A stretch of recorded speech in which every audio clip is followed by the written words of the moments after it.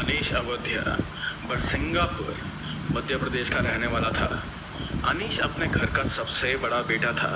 He was sweet, actually very sweet. वो जितना इंसानों से प्यार करता था उतना ही एनिमल से भी वो प्यार करता था। वो हेल्पफुल नेचर का तो था ही, पर साथ ही साथ वो बहुत ज़्यादा स्मार्ट भी था। अपनी फैमिली की रिस्पॉन्सिबिलिटी उठाने से वो कभी भी पीछे नहीं हटा था। इनफैक्ट जब उसका एडमिशन पुणे के DY पाटिल इंजीनियरिंग कॉलेज में हुआ था तो बहुत खुश था, क्योंकि इंजीनियर बनने के बाद उसे पता था वो अपनी फैमिली को सपोर्ट कर पाएगा, अपने छोटे भाई के एजुकेशन को सपोर्ट कर पाएगा। इसीलिए अपने सपने और अपनी इंजीनियरिंग कंप्लीट करने के लिए वो पुणे शिफ्ट हुआ था। इंजीनियरिंग के साथ साथ अनीश को फोटोग्राफी, स्केचिंग और ट्रैवलिंग करने का भी काफ़ी शौक था। शुरुआत में जब वो पुणे में शिफ्ट हुआ था तो अपनी फैमिली को बहुत ज़्यादा मिस करता था, which I am pretty sure कि some of you guys can relate to it. पर उसे ये चीज़ पता थी, अंदर ही अंदर उसे ये चीज़ पता थी कि कभी ना कभी this sacrifice it will pay of. और 4 साल के हार्ड वर्क के बाद उसे एक अच्छी कंपनी में as a software engineer job भी मिल गई थी। और जॉब मिलने के बस कुछ ही महीनों बाद अनीश ने अपने छोटे भाई को अपने साथ पुणे में शिफ्ट करवा दिया। अनीश के पुणे में बहुत सारे दोस्त बन गए थे, काफ़ी अच्छे दोस्त बन गए थे उसके।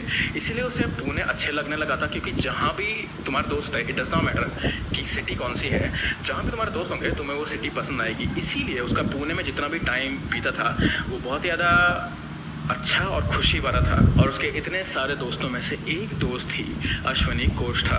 अश्वनी कोश था भी अनीश की तरह ही मध्य प्रदेश से थी, स्पेसिफिकली जबलपुर से। वो बचपन से ही एक ब्राइट स्टूडेंट थी, हमेशा अपने क्लास की टॉप रैंक्स में उसका नाम होता था। और अपने घर की सबसे छोटी बेटी होने की वजह से उसे बहुत ज़्यादा लाड प्यार भी करा गया था। तो वो भी अपनी इंजीनियरिंग के लिए शिफ्ट हुई थी।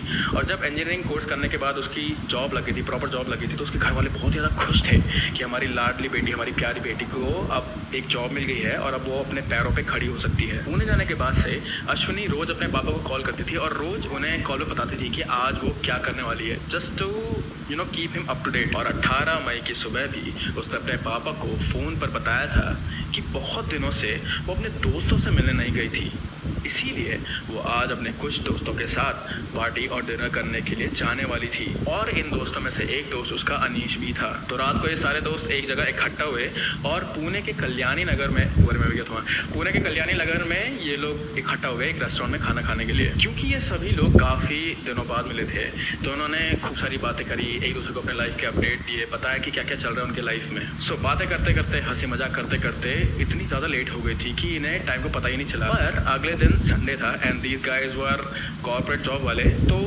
दे डिड नॉट माइंड। अगले दिन संडे तो चलता है, कोई बात। So these guys they did not mind being late. पर अब रात के 2 बज चुके थे और सभी लोगों को अब ऐसा लगा कि ठीक है, अब हमें घर वापस जाना चाहिए। अनीश और अश्वनी एक बाइक पर थे और उनका दोस्त अकीब मुल्ला उनके पीछे अपनी बाइक पर था। अनीश और अश्वनी को घर जाने के लिए रोड पर यू टर्न लेना था। तो अनीश ने यू टर्न लेने से पहले देखा कि कहीं कोई व्हीकल तो नहीं आ रहा है मेरे पीछे, जस्ट टू बी सेफ क्योंकि उसके पीछे अश्विनी बैठी हुई थी। और गाड़ी चलाते हुए हमेशा जो ड्राइवर होता है ना, जो गाड़ी चला रहा होता है, उसे इस चीज़ का थोड़ा बहुत तो वो होता है अंदाज़ कि अब सिर्फ मेरी सेफ्टी की बात नहीं हो रही है, मेरे साथ जो बैठा है उसकी सेफ्टी की बात भी हो रही है। इसीलिए उसने पीछे मुड़कर देखा था कि कहीं कोई गाड़ी तो नहीं आ रही थी उस समय। तो पीछे देखने के बाद जब उसे सड़क खाली दिखी तो उसने यू टर्न लेना शुरू करा। लेकिन कुछ सेकंड्स में उसे ऐसा झटका लगने वाला था, वो भी एक ऐसे आदमी से जिसको शायद से दूसरे आदमियों की जान की कुछ परवाह ही नहीं थी, क्योंकि अनीश और अश्वनी की बाइक के पीछे एक पोर्शे कार बहुत तेजी से आ रही थी। एक सुपर कार जो कि 200 किलोमीटर पर आवर की स्पीड से उनके बाइक के नज़दीक आ रही थी। उस कार की स्पीड इतनी थी कि जब वो कार लोगों के बगल से गई तो उन्हें 2 सेकंड लगे ये रजिस्टर करने के लिए कि उन्होंने जो हवा का झोंका महसूस किया था वो किसी कार की वजह से था।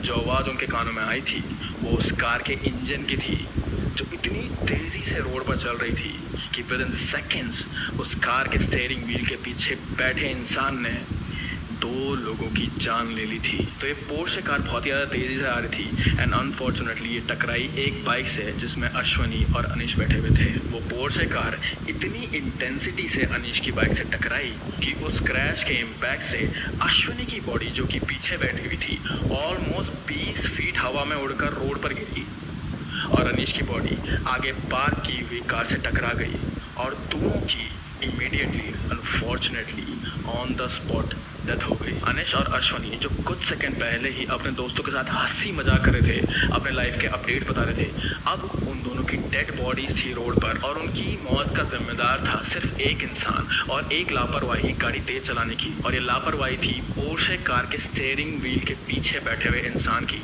लेकिन आखिरकार ये आदमी था कौन? वेदांत अग्रवाल, पुणे शहर के बड़े realtor company Brahma and infrastructure की कंपनी के ओनर विशाल अग्रवाल का बेटा, जो बस 4 महीनों में 18 साल का होने वाला था।